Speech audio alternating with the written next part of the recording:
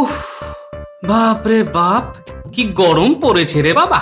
সূর্য এই সবে উঠলো, তার মধ্যেই চামড়া একেবারে পুড়ে ছাই হয়ে গেল গো। যাই, পুকুরে একটা ডুব দিয়ে আসি। হ্যাঁ, তাই যাও, তবে একটু তাড়াতাড়ি এসো। আমি কিন্তু তোমার জন্য ভাত বেড়ে বসে থাকতে পারবো না। হ্যাঁ,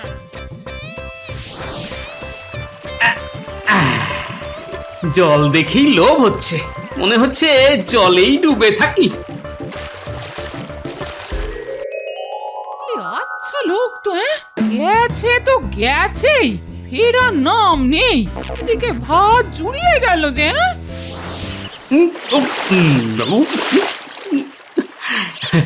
মনে হচ্ছে ডুবেই থাকি, আর উঠবো না। জলে ডুব দিয়ে কতক্ষণ থাকবে?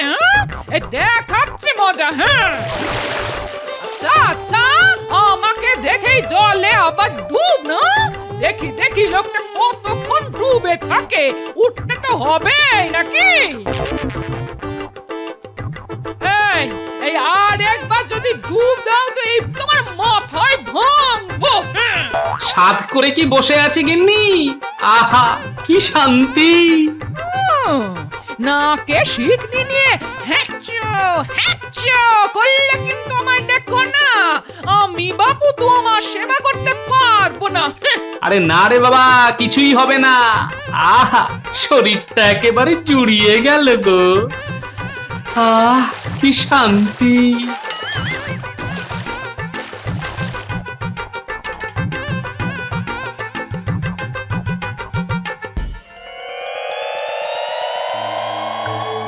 কি ব্যাপার, গোপাল এত দেরি করছে কেন?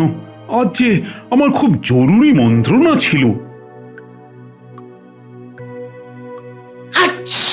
শুভ কার্যে দিল তো বেটা হাঁচি। মহারাজ, আজ আর কোনো মন্ত্রণা হবে না, হলেও তা শুভ হবে না। মহারাজ, এগুলো সব কুসংস্কার, মানার কোনো মানে নেই। হ্যাঁ,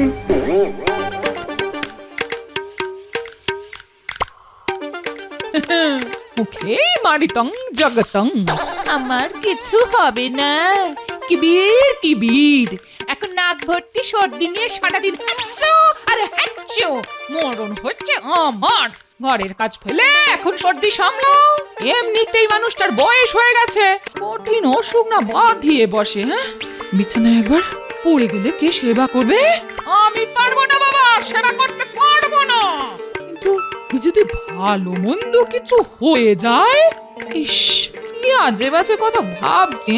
মানুষটা এত বোকা যে জলে ডুবে থাকার কি বিপদ তা জানেই না। কপাল কপাল, সবই আমার কপাল। বোকা লোকের সঙ্গে ঘর করার যে কি মরণ, সে শুধু আমি জানি।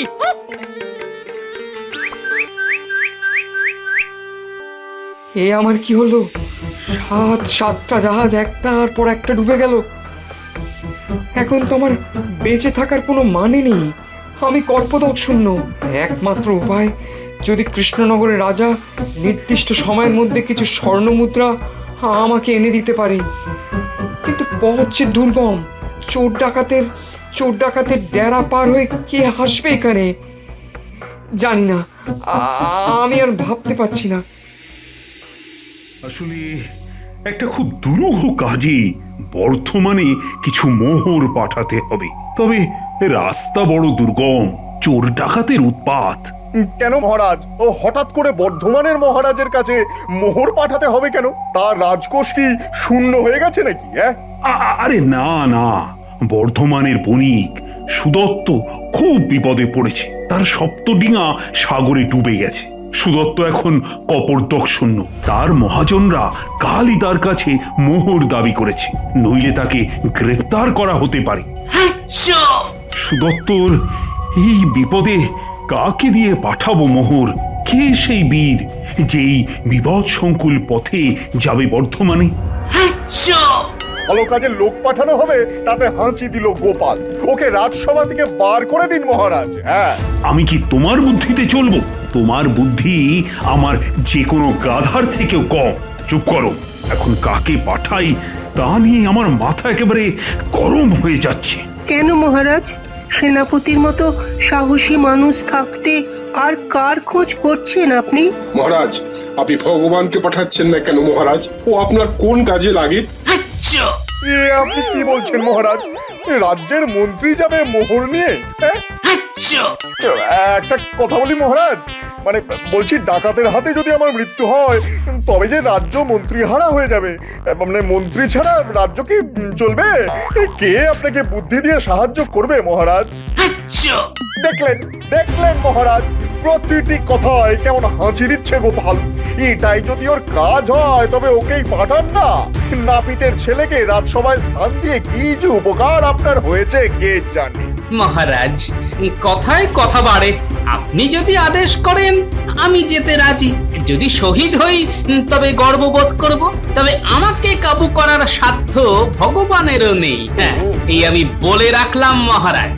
সাধু সাধু গোপাল, আমার রাজসভায় অন্তত একজনের তো দেখা পেলাম যে কোনো কাজেই ভয় পায় না। এতদিনে ভগবান মুখ তুলে চেয়েছেন রে ঘটা, নইলে আমাদের ডাক পড়ে। তা যা বলেছিস বটা, হ্যাঁ, নতুন মন্ত্রী এতদিন আমাদের ডাকেনি, ব্যাস ভাড়ার শূন্য হয়ে গেছে। এবার ভগবানের ইচ্ছায় যদি যদি ভালো মৌকা মারতে পারি তবে বেশ কয়েকদিন চলে যাবে। কি বলিস বটা? তার বলতে রে ভাই।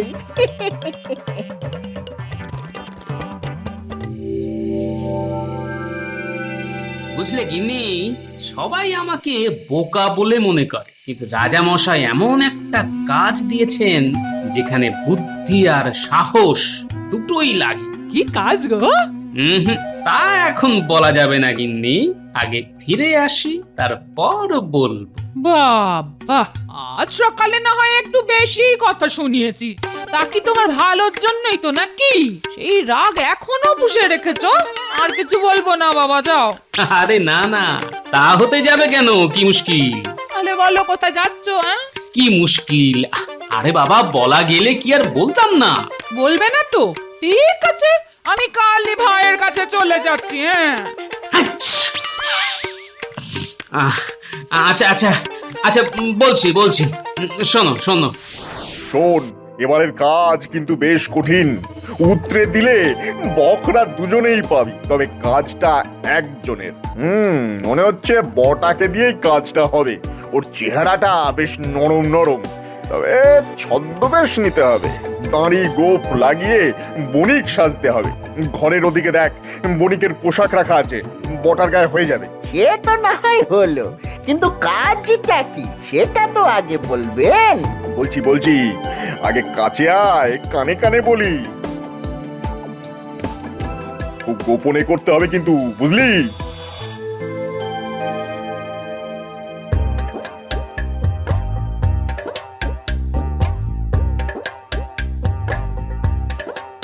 বাহ, চমৎকার রাস্তা তো।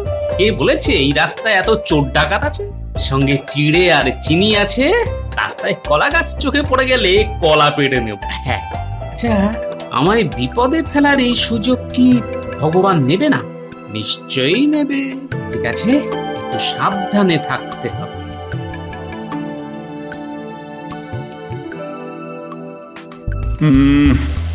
গোপালের জন্য ভারী দুশ্চিন্তা হচ্ছে।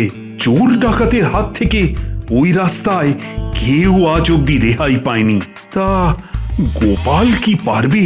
পারবে না যে তা তো আপনি ভালো করেই জানেন মহারাজ। না পারলে কি হবে? বড় জোর সহস্র মোহর চুরি যাবে। এ তো মহারাজের কাছে সামান্য অর্থ। এ তুমি কি বলছো মন্ত্রী? গোপাল তোমার সহকর্মী, তার জন্য তোমার চিন্তা হচ্ছে না? চিন্তা কেন হবে? এমা, চিন্তা কেন হবে? ওকে তো আপনি জোর করে পাঠাননি। আরে গোপাল মোহরের লোভে নিজে থেকে যেতে রাজি হয়েছে। আমার তো সেখানেই চিন্তা, গোপাল ওই মোহর নিয়ে লোপাট না হয়ে যায়।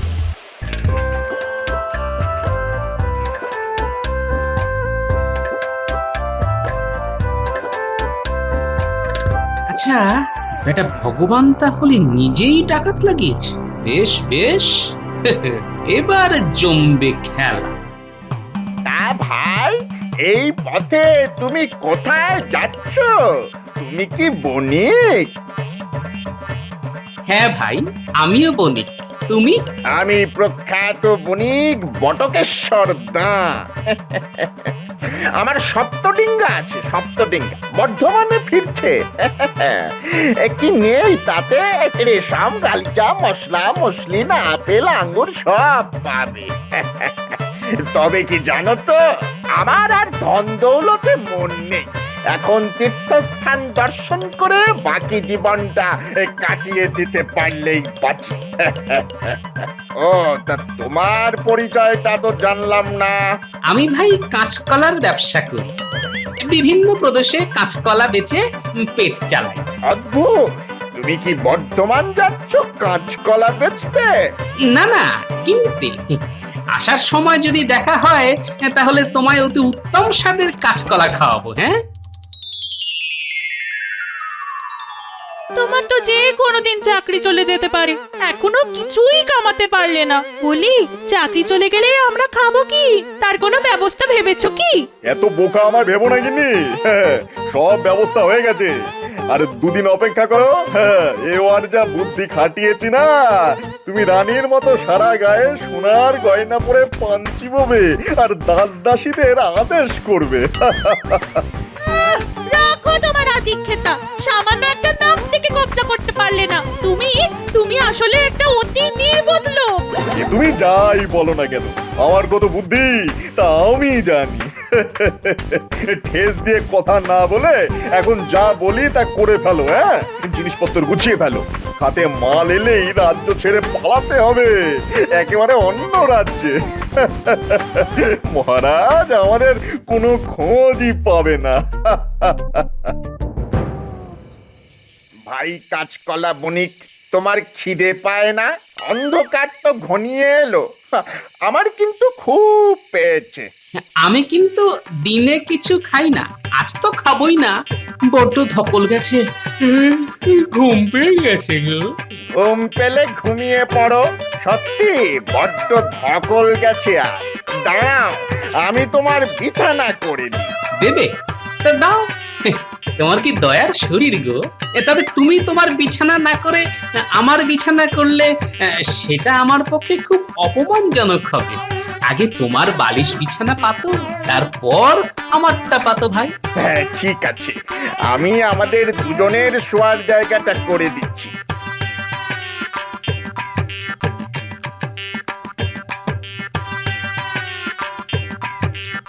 শোনো, তুমি ঘুমিয়ে পড়ো, আমি ওই পুকুর থেকে চিড়ে ধুয়ে আনি।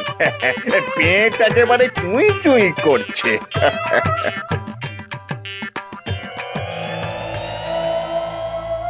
সেই কখন বেরিয়েছে গো লোকটা? বলে পেটে কিছু বললো কিনা জানা নেই। জঙ্গলের রাস্তায় যে একটু ফলমূল পেড়ে খাবে সে বুদ্ধিতেও তো কুলোবে না। সঙ্গে যে খাবার দিয়েছি তা খুলেও দেখবে কিনা কে জানে। আশেপাশের গ্রাম থেকে যে চারটি খাবার চেয়ে নেবে সে বুদ্ধিও তোর ঘটে নেই। কি করি? ও মা, হ্যাঁ তো ওই জঙ্গলে তো শুনেছি বাঘও আছে। হ্যাঁ, চোর ডাকাত তো ছেড়েই দিলাম। ওগো, তুমি ফিরে এসো, আর কখনো তোমাকে গাল বন্ধ করবো না গো। আমার কি হবে গো? আমি বিধবা হয়ে যাব নাকি গো?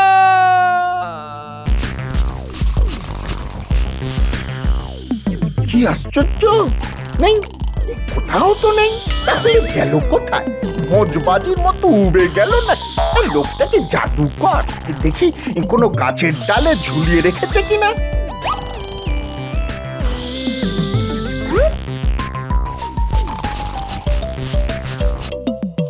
আবার এত কষ্ট সব চলে চলে গেল, ভগবানের কাছে মুখ দেখাবো কি করে?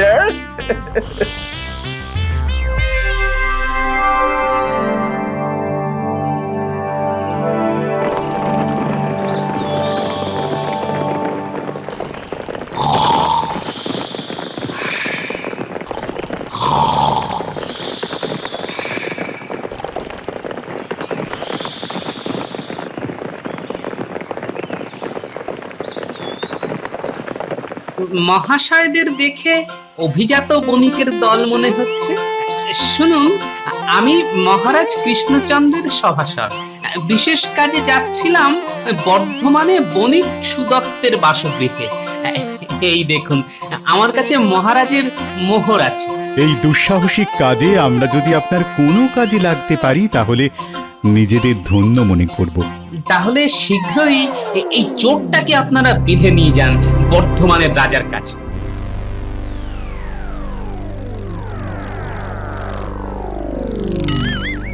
মহাশয়, আপনার ধনরত্ন কিছু চুরি যায়নি তো?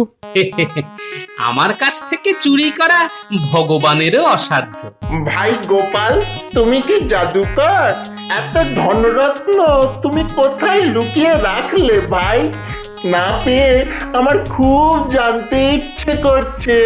ওরে, তোর মতো নিপাট গর্ধব চোর হলে তাই হয়। আমি কিন্তু সহস্রমোহর তোর কাছেই রেখেছি। এই দেখ, চোরকে কখনো নিজের ঘরে চুরি করতে দেখেছেন মশাই? হ্যাঁ, বটা আমার বিছানা, বালিশ, ঝোলা, এমনকি গাছের ডাল পর্যন্ত তন্ন তন্ন করে খুঁজেছে, কিন্তু ভাবেনি আমি তারই বালিশের তলায় মুদ্রা লুকিয়ে রাখতে পারি।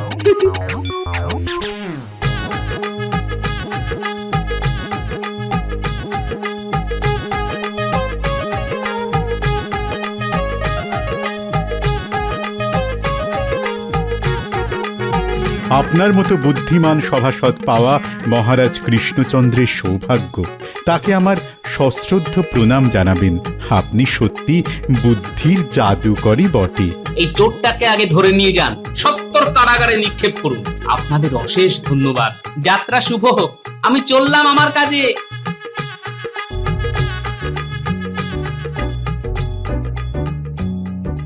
সকাল হয়ে গেল, এখনো কেউ এলো না। এখন উপায়, আর একটু বেলা বাড়লেই তো দল বেঁধে সবাই আসবে। তখন কি হবে? কে বাঁচাবে? না, ঈশ্বর আমার উপরে যে কোনো কারণেই হোক কুপিত হয়েছেন।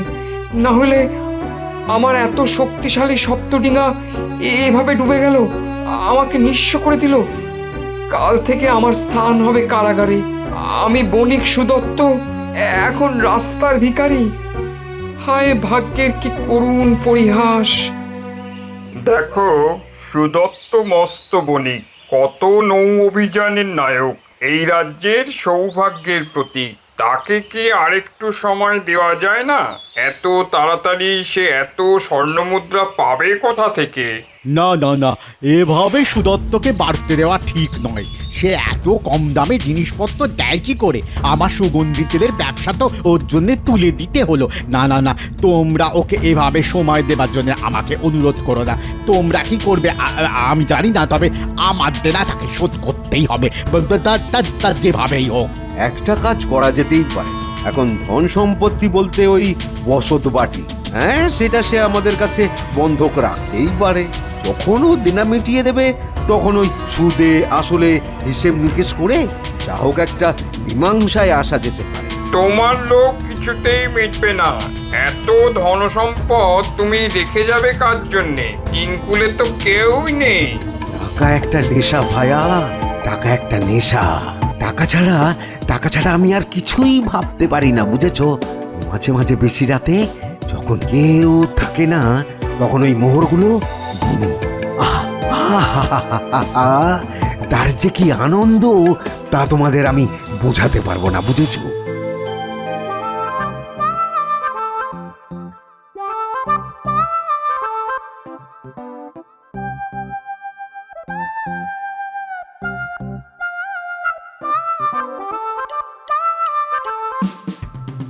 বাহ, এ তো চমৎকার নগর। কত লোক। এখন সুদত্ত বণিকের বাড়ি চিনব কি করে? ওই যে একজন আসছে, ওকেই জিজ্ঞেস করি। মহাশয় নিশ্চয়ই এই নগরের বাসিন্দা? আগে হ্যাঁ, তা আপনি কি এই নগরে প্রথম এলেন? কাউকে খুঁজছেন নাকি? আগে হ্যাঁ, আমি বণিক সুদত্ত মশাইয়ের বসত বাটি খুঁজছিলাম। তা আপনি কি জানেন তিনি কোথায় থাকেন? আরে, তার বাড়ি চেনে না এমন লোক এখানে কেউ নেই। এই যে, সেটাই তার বাড়ি। ধন্যবাদ ভাই। না, আর কোনো আশা নেই। রাজা কৃষ্ণচন্দ্রের কাছ থেকে যার সাহায্য আসার কথা ছিল সে তো এলো না। তাকে হয়তো ডাকাত মেরেই ফেলেছে। প্রভু, ওই কৃষ্ণনগরের রাজার কাছ থেকে একজন আপনার সঙ্গে দেখা করতে এসেছে। এসেছে এসেছে তাকে তাকে ওপরে নিয়ে এসো। ভগবান মুখ তুলে চেয়েছেন। ভগবান নয়, রাজা কৃষ্ণচন্দ্রের দাসানুদাস আমি শ্রী গোপাল ভাঁড়। এই নিন আপনার সহস্র মোহর।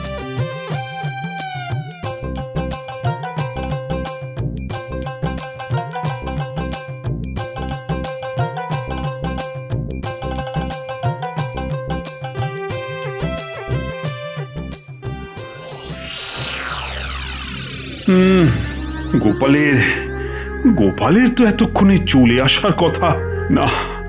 বড় দুশ্চিন্তা হচ্ছে হে সেনাপতি। হ্যাঁ, গোপাল, গোপাল তুমি ফিরে এসেছো। এতক্ষণে ধরে প্রাণ এলো। তা সব কাজ সুসম্পন্ন হয়েছে তো? আগে মহারাজ, ভগবানের কৃপায় তা হয়েছে বটে। আমি মুখ্য সূক্ষ্ম মানুষ, নাপিতের ছেলে। তবে একটা কথা মানি, বুদ্ধিং যস্য বলং তস্য। জয় জয় গোপালের জয়। তোমাকে আটকানো ভগবানেরও অসাধ্য।